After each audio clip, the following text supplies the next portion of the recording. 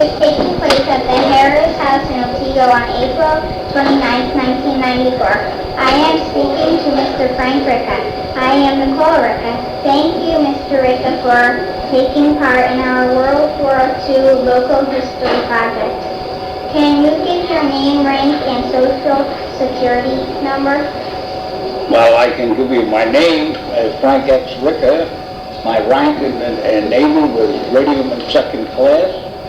And my social security number I'd have to take out of my wallet to let you have it if you want it.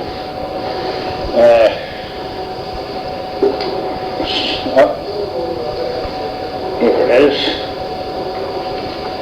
108-18-7231. My service serial number is 808-8716. Were you a student? You have somebody. You got a question on the back. The question on the back. You described in your letter a vivid memory of your first confrontation on high seas. Would you tell us now about that?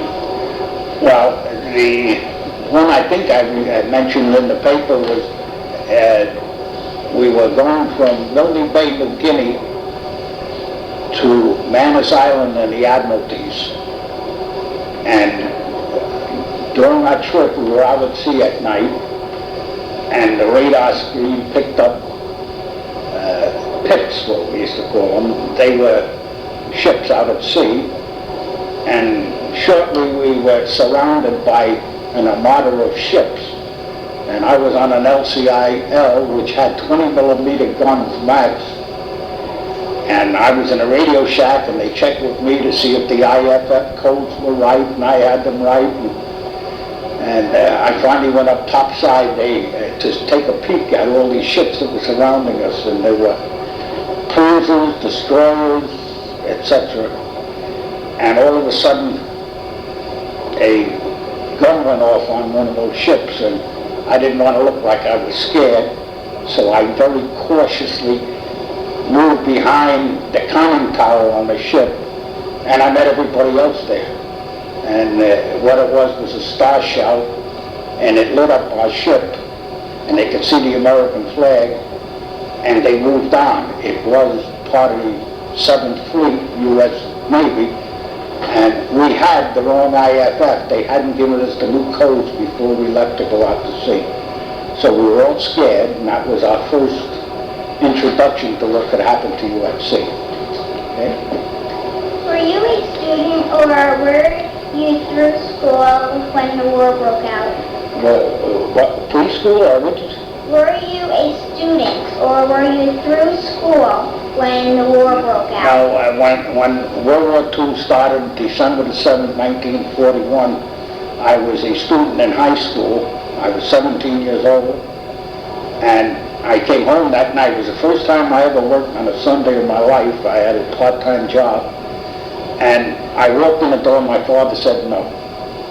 I didn't even get a chance to ask him if I could quit school and go into the Navy. So I had a marked time until my 18th birthday, which was December the 4th, 1942. And on my 18th birthday, instead of going to school, I went down and I joined the U.S. Navy. Okay. Where were you living? At that time, I was living in Brooklyn, New York. When did you enter the service? What branch of the service were you in? I entered the service on January 27, 1943, and I went into the U.S. Navy at 3 o'clock in the afternoon, and they gave me a broom to sweep the floor. Did you enlist, or were you drafted? I enlisted in the Navy. Where did you receive your basic training? My boot camp was up in Sampson, New York, which is on the Finger Lakes. When did you go overseas?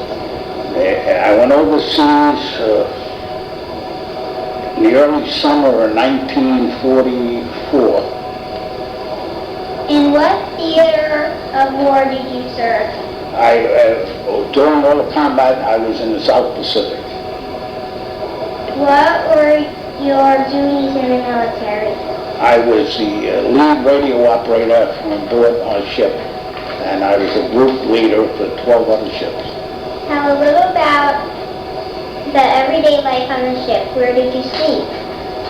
Well, we had compartments on board ship, and we had one compartment for the group staff, and I sat with all the other specialists. I slept in this compartment. I had a bunk right next to the ladder, so when they left the hatch open, I would get splashed with water as we went through.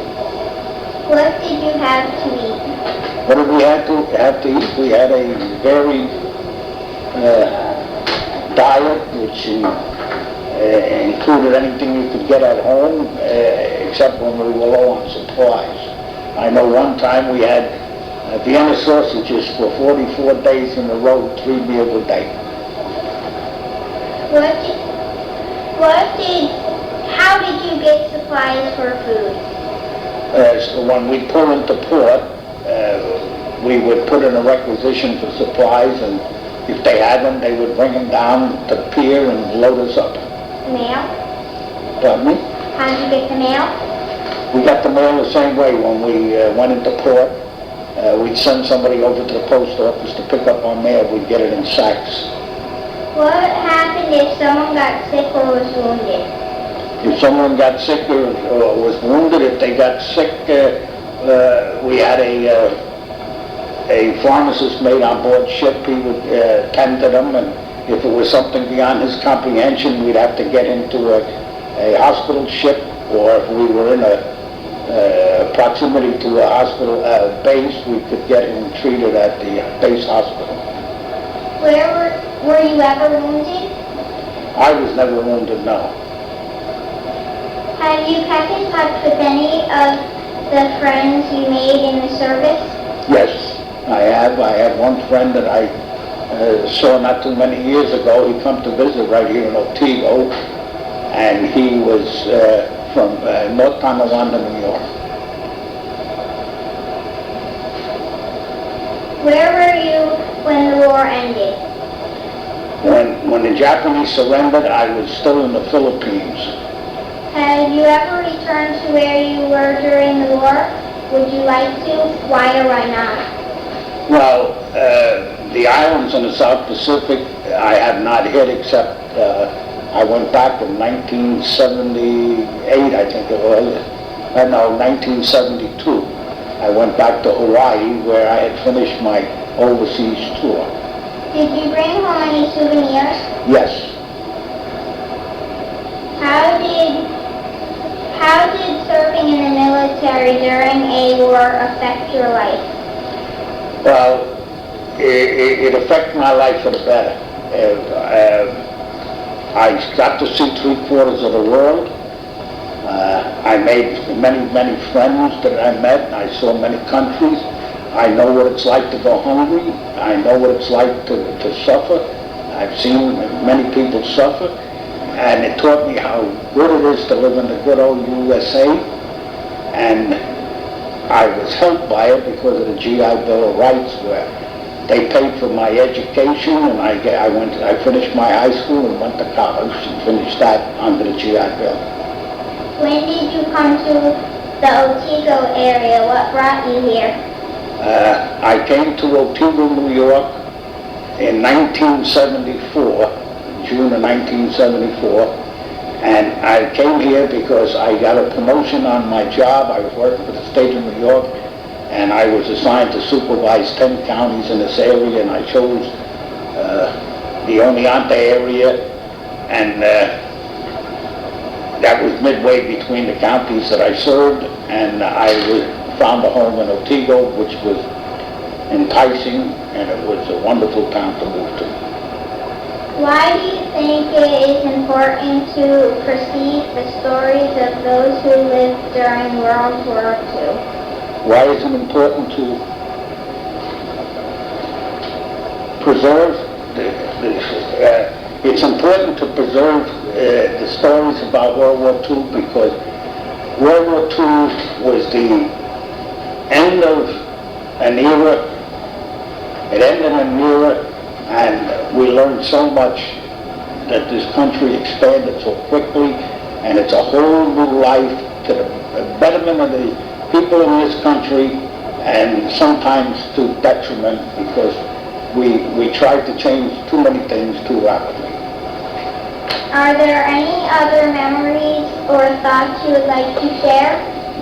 And memories and thoughts, well, there are many memories and thoughts I would like to share.